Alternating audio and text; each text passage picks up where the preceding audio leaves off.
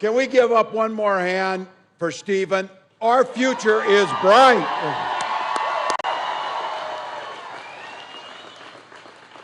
Two special days today. It's Constitution Day and National Voter Registration Day. Two things we could probably teach Donald Trump a little more about. So, look, I have to tell you, it's great to be back down here, and I say this on behalf of all Americans. The incredible leadership that comes out of this state, and I just want to say this as a point of personal privilege. Thank you on behalf of the rest of the country for giving us the treasure that's Governor Roy Cooper.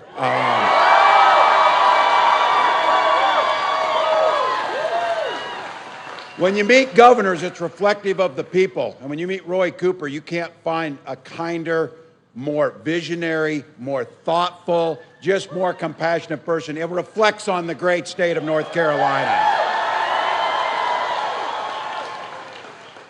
That's why it's going to be really hard to find somebody, but I'll be danged if North Carolina didn't. We need to elect Josh Stein as your next governor.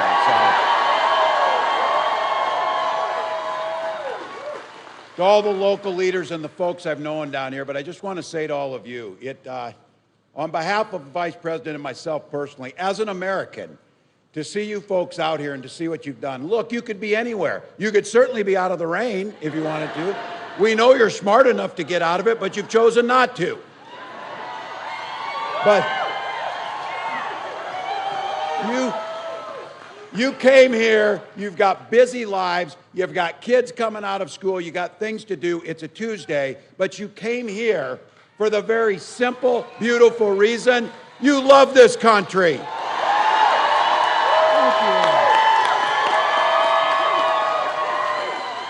Thank you.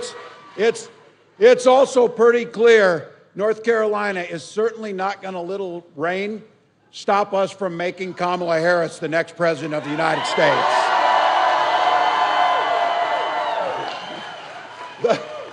The vice president told me, she said, gee, I got to tell you, Tim, a couple people showed up in Charlotte and Greensboro last week.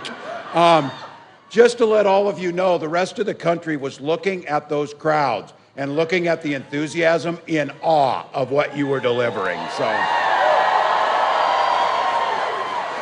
this has been happening all across the country, and Donald Trump, of course, responded like any normal, sane adult would and said, no one's there, it's AI. That's what he would say about all of you, but I always remind them, you know what won't be AI? Your ballots won't be AI. And I got to say, too, to the Vice President and the crowds, that it is contagious. You can feel it. That we now believe what we all knew, that the precious democracy we have and that politics and campaigns can be focused on the hard work ahead of us, but they can be done with what Kamala Harris does every single day. Done with joy, done with happiness.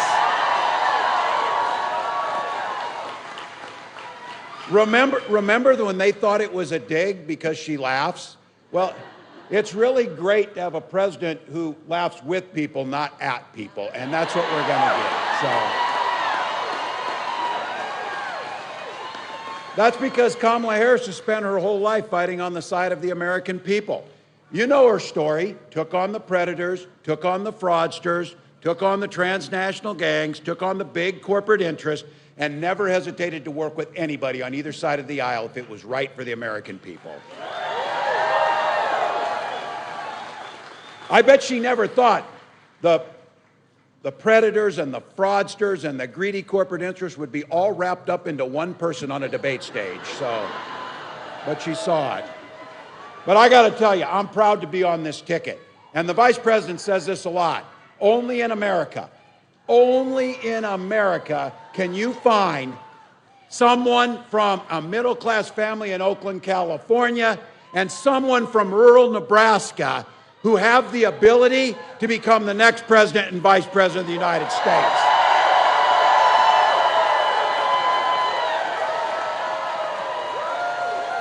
So my guess is some of you know something about small towns.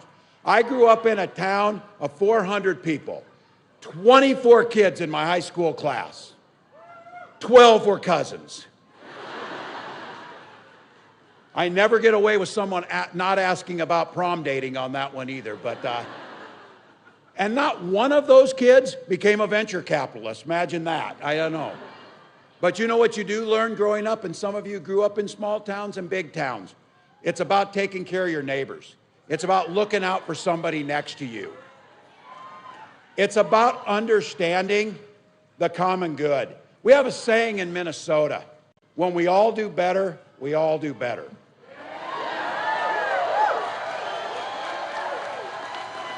And I feel blessed. I grew up in a community and with parents who understood this. My dad was a Korean War veteran, so 2 days after my 17th birthday, he took me down, raised my hands, and I signed up for the Army National Guard. I'm proud of that. I wound up doing 24 years in this nation's uniform. And nothing I'll do compare to the honor of doing that work. But I'll also tell you, there's a lot of ways to serve this country, and I had the privilege of serving it as a public school teacher for a couple decades.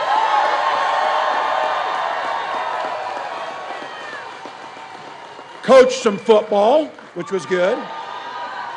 And my pro tip of the day is don't ever close the yearbook. We won the state championship, and I talk about it to this day. So there you go. I never thought about running for office. But I learned something from those kids. They were seeing in me what I was trying to teach them. Common good, lift folks up, think about someone else.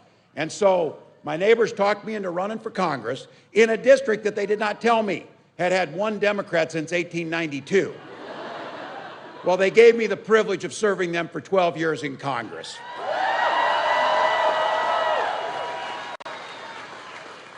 And I was consistently ranked as one of the most bipartisan members of that body because I worked on Veterans Affairs. I worked in the Ag Committee. I worked on transportation. Things about making rural economies in our states work. And I learned something really important, that you can compromise without compromising your values.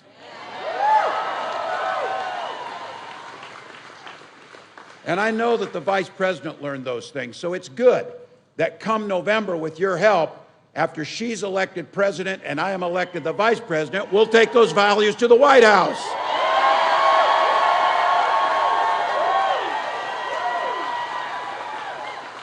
Now look, we don't expect everybody to see the world the same way. And it's pretty clear our opponents see the world very differently. We all saw what happened when Donald Trump was in power.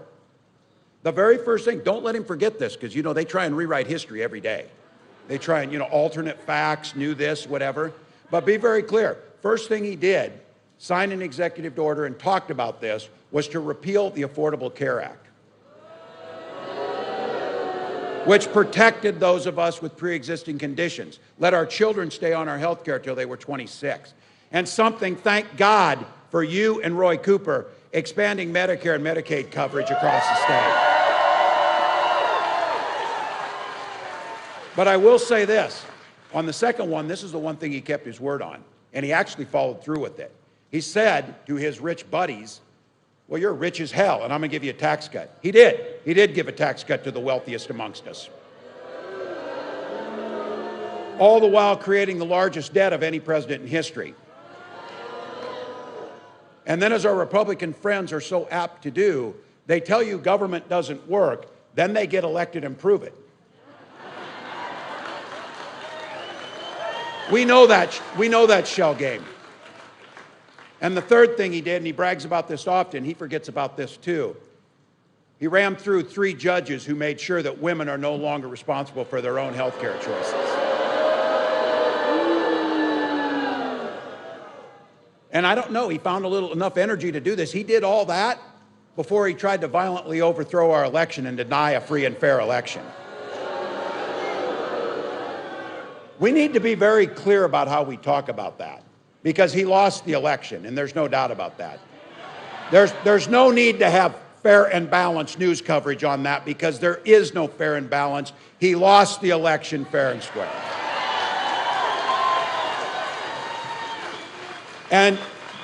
And look, my high school students know this, and my players knew this. You play hard, the other team plays hard, and after the game, if you lose, you'll walk across and shake hands and congratulate the other team. That's the way it works. In politics, you take it another step forward. You walk across and congratulate the winner, and then you pledge to do all you can to help them succeed, because that's good for America. Now, I did teach for a while. I think I'm a pretty good teacher, and I would always give my students extra chances to learn. Sometimes you don't learn the lesson the first time. So Donald Trump did not learn the lesson the first time, but the good news is he's going to learn the lesson in November when he gets to do it.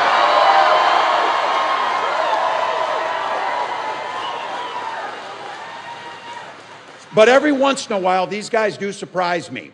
This last weekend, Donald Trump's running mate, Senator Vance, did a really remarkable thing. He got called out by a fair and free press that are a part of our democracy and fundamental to the freedoms of this country. He got called out by that press about telling vicious, hurtful lies about immigrants. But he did something. He did something. He told the truth. They asked him if maybe it was an accident or he didn't mean it. No, he said, I admit it. I'm willing to create stories to spread fear to drum up support for us. Now, the only thing amongst this group is no kidding, we've been seeing that for years. Yes, but at least they admitted it. At least they admitted it. So you got to ask, what other things are they making up stories about? I think you know. I think you know. The reason you do that is because if you told what you really stood for, no one would vote for you. And that includes the folks who think that, because you know you have your neighbors who are out there. Hell, we have them in our families, don't we know? So, but that's what happens. And I don't really like Donald Trump, but I like what he stands for. Oh, really? Suppressing women's reproductive rights, is that the one you want?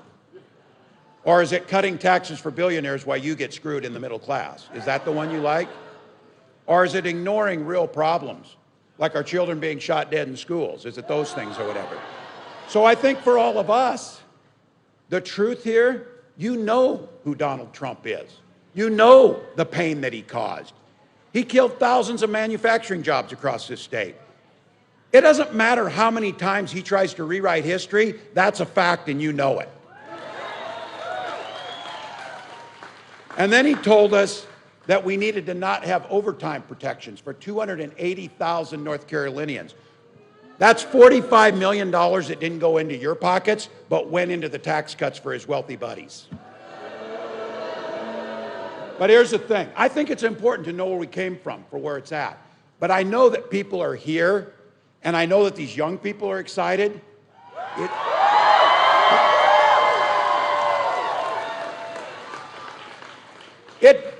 Look, these guys run on fear. And I know, I supervised the high school lunchroom for about 20 years.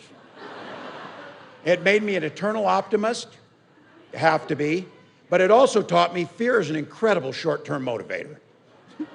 It doesn't change behaviors. These guys focus on fear of the unknown.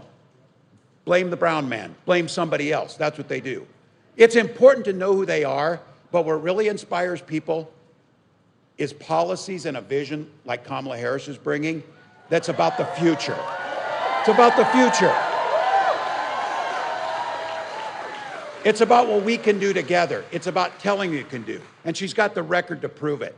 Vice President Harris served in an administration that created 500,000 jobs here in North Carolina in partnership with rural people. Manufacturing jobs coming back home. And something I gotta tell you, I served in Congress and then as governor. Every damn week, Donald Trump talked about Infrastructure Week. Oh, we're going to do Infrastructure Week. And then, of course, the dysfunction of the Congress did nothing. Joe Biden and Kamala Harris did something. They passed the largest infrastructure act in American history. And that's real jobs and real work. $10 billion to North Carolina to remove lead pipes from all your homes and your businesses. The Alligator River Bridge, replace it. And then bringing what your governor was a leader in and your legislature pushing on, making sure that high-speed broadband is in every corner of the state. Every corner of the state. But, and it's about a vision, and it's about where that is. But I got to tell you, it's about them trying to tell Americans to not trust their own eyes, too. So we're not going to miss. We got the opportunity last week. Look, it's crazy to me. There are 330 million people in this country, and there are two people, one of whom is going to be president of the United States. And they were both on that stage last week, and one of them commanded the stage with presence, poise, vision, ridiculous.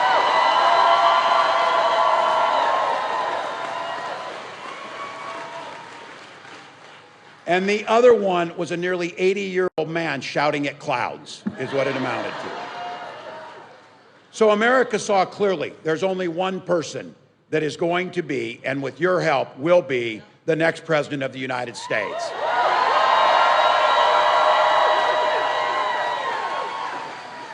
Now, people told me, my God, she did well. She's tough, she's tested, she's ready. And then they would sometimes couldn't help themselves, and they would say, oh, it really surprised me. And I would say, oh. It surprised you that this incredibly talented woman who was a county attorney, an attorney general of the largest state in the country, a United States senator, vice president of the United States, why would you be surprised that she would be able to do that? But I think all of us know Kamala Harris isn't talking about the historic nature of this. She just puts her nose down and does the work. She stays, as we say in the Army, she stays in her lane every single day. And she does. But for us to have her back and to recognize what it means here, look, there are so many people here. There are so many of you who have worked at this for decades to do this that have continued to crack that glass ceiling. Well, cracks in the glass ceiling aren't enough. We need to make sure that that glass ceiling is shattered and Kamala Harris steps through.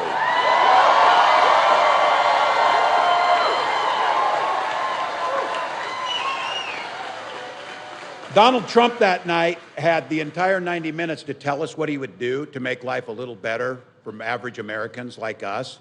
He didn't do a damn thing. Now, I will say this. Again, the teacher in me always wants to find progress. And you know the kid. You got here today, Gary. I'm so happy. You know that one.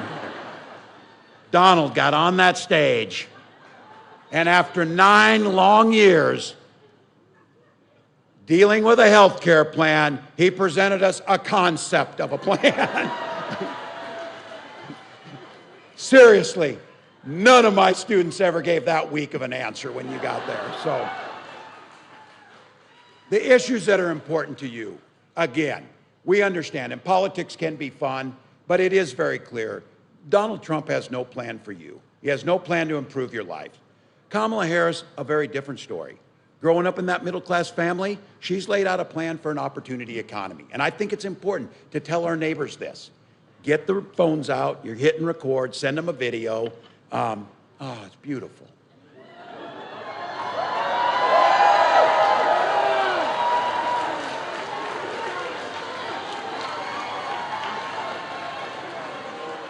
Some of you say, I know why this guy was a good teacher. He identifies with the attention deficit people in this. So, no, it's about being in the moment. You are at a political rally with your neighbors.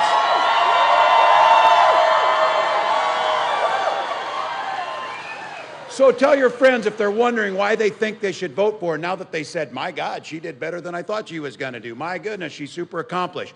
Let's go down a list a little bit of what she's going to do. Let's run them off here. If you're hoping to buy a home someday, which all of us want to, she's going to help make it more affordable. If you're getting squeezed on grocery prices, prescription drugs, she's going to make sure we take on the price gougers and Big Pharma. And if you have an idea, you want to start your own small business, she's going to make sure that the tax credit on that, we cut through the red tape, give you help on the front end to let you achieve the dream that you want to. And this is one that's personal to me because we know who built the middle class. If you're a union member or want to be a union member, she'll sign the PRO Act and make it easier to form a union and collectively bargain.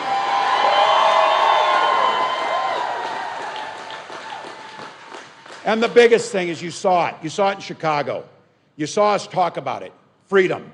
It's not just a song that she comes out on the stage, although it's really cool when she does come out on stage to freedom. But we talk about freedom, and that freedom is fundamental. The freedom to live your life the way you choose, not with government interference. And I say this as someone who knows this, and this is a part of the state, you know this too.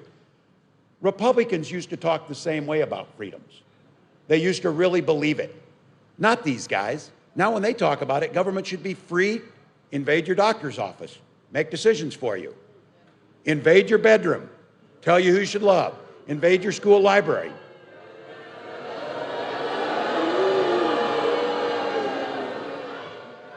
And now, Trump is trying to create this new government entity that will monitor all pregnancies to enforce their abortion bans. And look, these are stories that we hear, and I got to tell you before I go on this, I balk at even mentioning his name, but I was the former chair of the Democratic Governors Association, and winning the governorship in North Carolina is our #1 priority.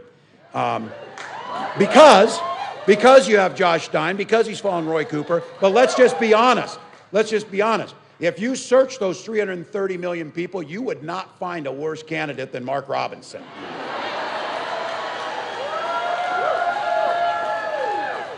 He says it's not your body anymore once you're pregnant. So for your neighbors, friends, daughters, everyone else, you think about this. You really want to have a federal agency run by Donald Trump and J.D. Vance giving a Mark Robinson the authority to monitor your pregnancy? That stuff is so dystopian that Orwell wouldn't even write about it. Trust me. Trust me. But here's the thing. People live their lives differently, and we respect that. You worship the way you want to, love who you want to, take the job you want to. Do that. I might not choose the same thing you do, but the thing we say in Minnesota is, you know what makes things work really well? Mind your own damn business. And this is why I know that's not just Minnesota, that's everywhere. We started the morning with rallies down in Macon, Georgia, where they're fired up and ready to go. We stopped by the famous H&H Cafe down there, and some of you know it. Midnight Rider, that's my go-to for you on that. Buy that one. But on the wall, they had a sign that they had written up there, and it says, mind your own damn biscuits on here. They said that's a nice way of saying what you said, Governor, is what we're going to say. So look, this stuff is personal for all of us. And that's why we can't this is not theoretical. You're not rooting for your team. You're not like, oh, I'm on the Red Hat team, and damn it, I'm going to stick with them no matter how bad they are. Ditch them. Ditch them if they start doing bad. Go on. Because it's personal. And I know none of us want to have to talk about this. There was a story that came out yesterday. Amber Thurman, a woman from Georgia, who had to come up here and try and get reproductive care because her pregnancy was going bad. She ended up, because of that, and going back to Georgia, of falling into sepsis and dying. A 28-year-old mother, because of Donald Trump's horrific policies. These things are personal. For my family and we weren't able to have children. My wife and I talked about this. And those of you out here have gone through this, or if you know somebody, the hell of infertility. It breaks your soul. You're waiting for the phone calls. They don't come in. It strains your relationship, and all you want is to have that child. These guys talk all the time about families. Today they had a damn vote to correct IVF, and they killed it. They killed it. Because this is the most precious thing to us. So you better bet, when our daughter was finally born, we named her Hope for that reason. And I said this, she and her brother are a whole world to us. That's what this election's about. We don't want to have to go talk about this private stuff. Stay out of our business. But we have to, because what I know is, if these guys win and get their way, they made it clear today, they're not just going after abortion. They're going after fertility treatments. They're going after contraception. They're going to create this federal agency to track you. The idea that some family would go through that horror with not having access to have beautiful children like we have, don't ever come to me and tell me you're pro-family values, because that's a damn lie. That's a lie.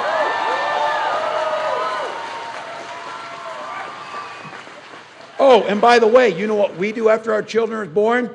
We care for them. We provide them meals. We provide them health care. So look, when Vice President Harris talks about freedom, we mean people, not politicians, making those health care choices. Be very clear.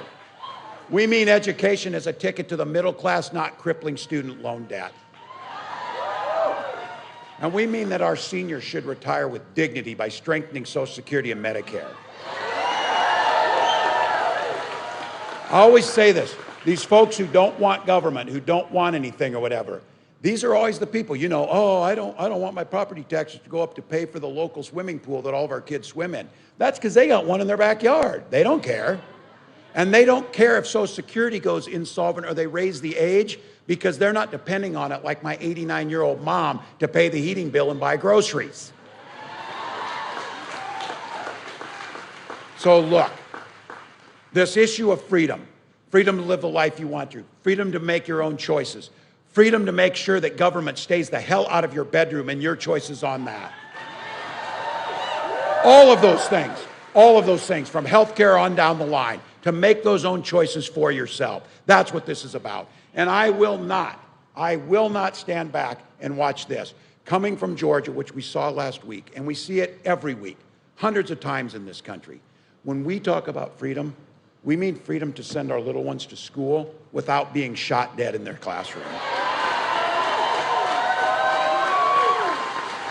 I come from that culture. I'm a veteran, I'm a hunter, I'm a gun owner. Oh, by the way, we learned at the debate, so is the vice president, by the way. I say that because we support the Second Amendment, but you don't get to hide behind that when our first responsibility is to the safety of our children.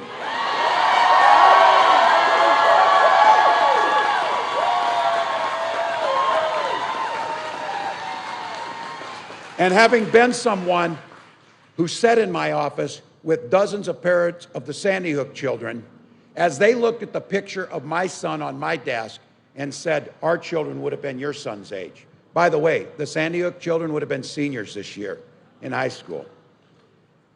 How morally bankrupt do you have to be when Donald Trump says things that when children die in mass shootings, we just need to get over it?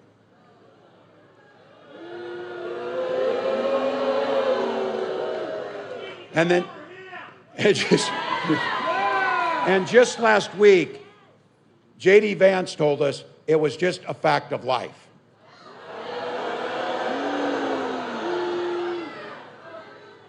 These are the people who are spending all their time trying to ban books from our schools, but they can't spend a minute banning assault weapons from our schools.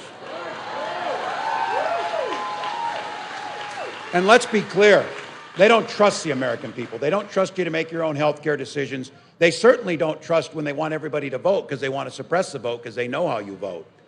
But they don't trust us to solve the toughest problems. Why is it every other nation in the world can figure this out and not get their children shot and we can't?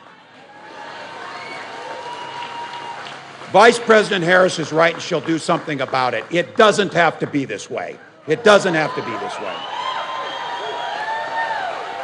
You heard it here and each of you know it. We can't afford 4 more years of this guy. We've seen Project 2025. I'll thank them for this. At least they wrote out what they're going to do this time for us. And they said, oh, we don't know anything about it. Oh, really? JD, you wrote the foreword to the architect of it, you know. Might have done that. But look, I know it's true. If somebody takes the time to create a playbook, the football coach in me knows they're going to run the plays. They're going to run the plays. So they told us what they're going to do. And this is the one that's really something. Mr. Vance also said this, and this is a direct quote. I'll get this right. We need to be really ruthless when it comes to the exercise of power. We need to be really ruthless with the exercise of power. Look, there's no excuse for us not to say they didn't tell us. They told us. But Kamala Harris isn't running to be in power. She's running to govern in the name of the American people.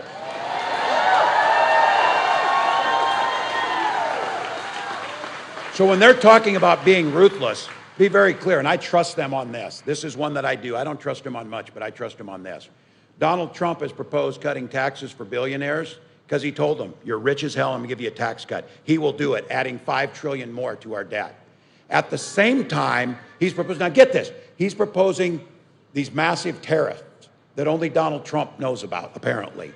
Every economist in the world says that will end up being the equivalent of a national sales tax, costing every single family $4,000 a year. Now, they also badmouth, and for those of you in here, those who are public employees, thank you. Thank you for the work that you do. Those are our police, our firefighters, our teachers, you know the ones. They care for our seniors, they care for our children, they're epidemiologists, they care for our natural resources. Donald Trump's plan is, he doesn't like those folks because they're not political. They're above it. He wants to gut all of those folks and put in only his people.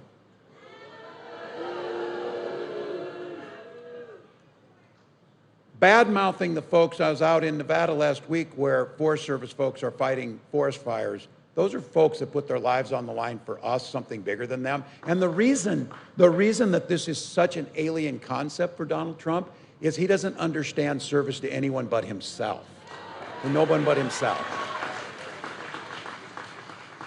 So throwing the things out there, they will ban abortion across this country. Now, he said, no, I'll do IVF. Oh, I'll make it, I'll make it free. He was like this, baby for you, baby, and this guy's gonna come to your house pretty soon and promise to give you birthday parties, is when he's in right now. We're in that stage of the campaign because he sure the hell can't tell you he's gonna cut taxes for billionaires.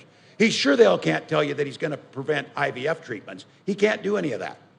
But he is so enamored.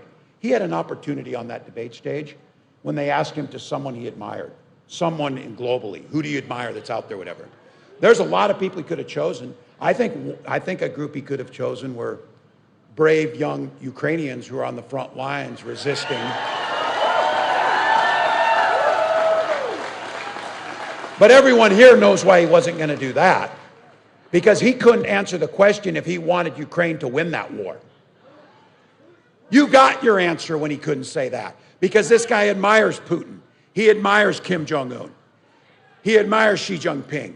And you know when he was asked who he could pick out? Viktor damn Orban. Viktor Orban. That's the guy you get. And look, here's the thing. He thinks those guys like him. Can you imagine if those four get together when they talk about what a weak and what a sucker Trump is to be played? You know they do it. Oh my God, he's so easy. Just tell him his hair looks nice and he'll give you whatever you want. Just tell him he's handsome and he'll pull out of NATO. That's how it works. What was really great though is you saw how quickly Kamala Harris baited him. Because he would be furious to know this crowd in Asheville is far bigger than he ever got.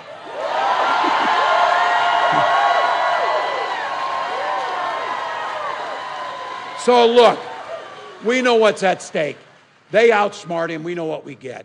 But bringing it back to the focus of who we are and what Kamala Harris talks about being a president for all Americans, I talk about this often. Two things she says that I just love to hear her say it. It's so simple, but it's beautiful.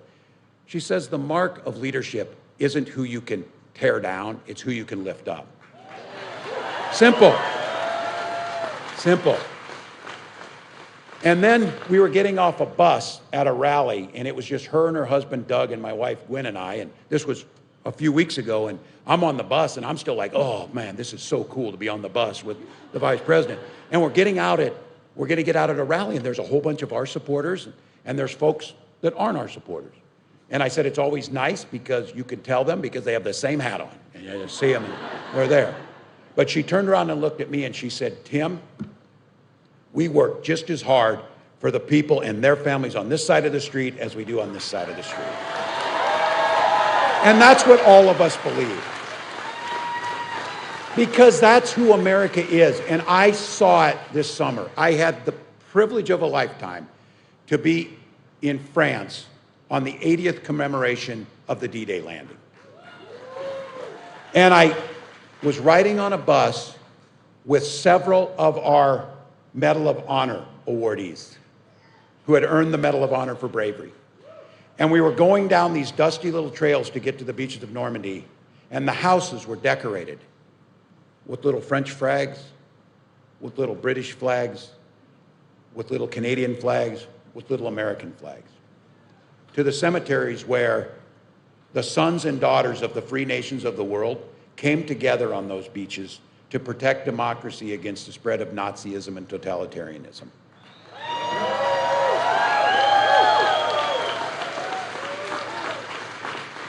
And while our young warriors died on that foreign beach, they died for the common humanity, the common decency, the common human rights that we all aspire to.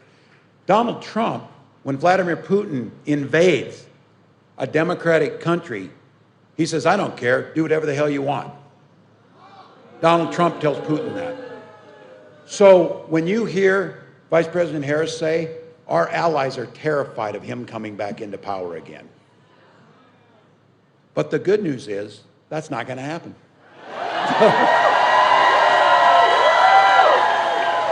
So we are not going back.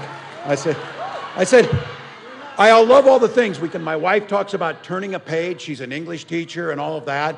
I just like this one. This damn TV show of his has been on too long. Let's just cancel it in November. Let's just cancel it. But here's what we get with Kamala Harris. And here's what we get with all of you out here. And people like Stephen and others who are inspired. We've got a new generation of American leadership that's inspiring the rest of the world. So you saw it.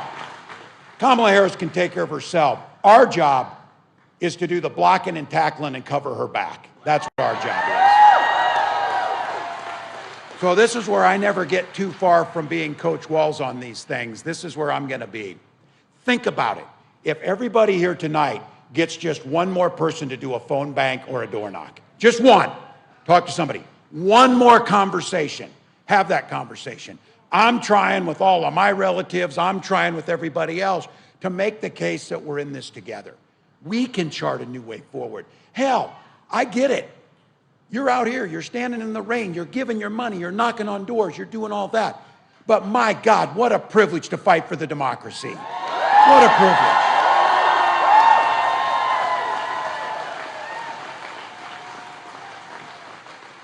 "49 days to go.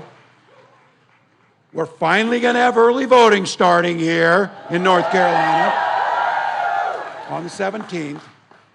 And we get the opportunity to make a difference, not just for 4 years, but for 40 years. Not just here, but across the world. That's what we get to do. So we're in the fight, all gas, no brakes.